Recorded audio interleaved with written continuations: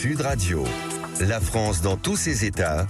L'humeur de Perico. Mais en organisant des grandes rafles, c'est-à-dire en essayant d'attraper le plus d'étrangers en situation irrégulière, on commet aussi des injustices. Arnaud Klarsfeld.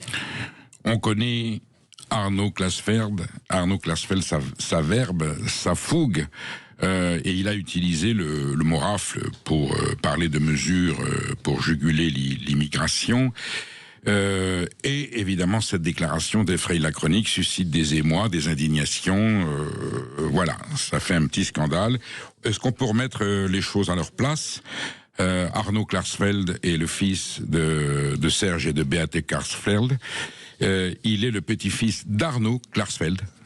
Il porte le prénom de son grand-père, qui fut déporté à la suite d'une rafle à Nice en 1943 et qui est mort en camp de concentration. Alors on dit, mais comment Arnaud Klarsfeld peut-il utiliser le mot rafle ? On comprend le sujet qu'il soulève, à savoir le peu d'efficacité du gouvernement français pour traiter un sujet qui est l'immigration. Aux États-Unis, effectivement, nous avons une décision gouvernementale du président Trump avec l'ICE, la police de l'immigration, et deux énormes tragédies. 2 personnes ont été tuées, une femme et un homme récemment encore. Évidemment, cette forme de pratique policière suscite évidemment l'indignation générale.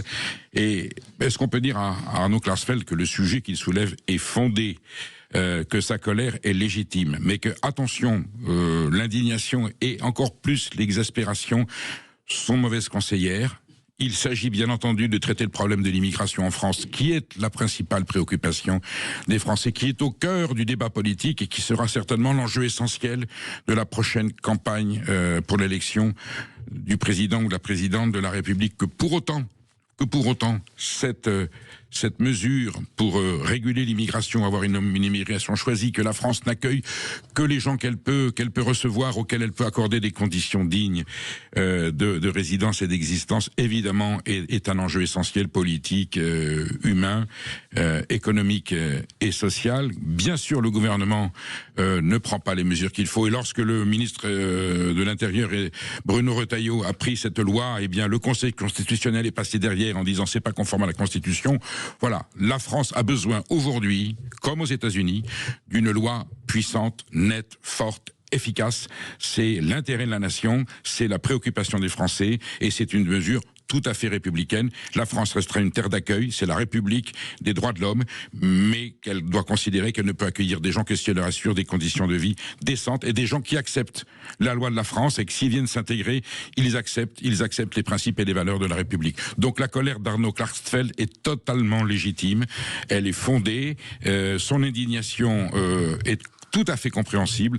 Peut-être que le mot rafle qu'il a voulu en tant que provocation, on le connaît. Imaginons que Arnaud Klarsfeld ne soit pas un petit-fils de déporté. Le scandale encore plus fort et plus violent que ça aurait fait. Eh bien voilà, on en est là. Il y a une chose, il y a la forme dont on s'exprime, la façon dont on s'exprime, et le fond du sujet. Aujourd'hui, le fond du sujet, c'est qu'il faut trouver une solution politique au problème de l'immigration en France, et qu'Arnaud Klarsfeld l'a souligné à sa façon, même si le mot qu'il a utilisé est un petit peu brutal.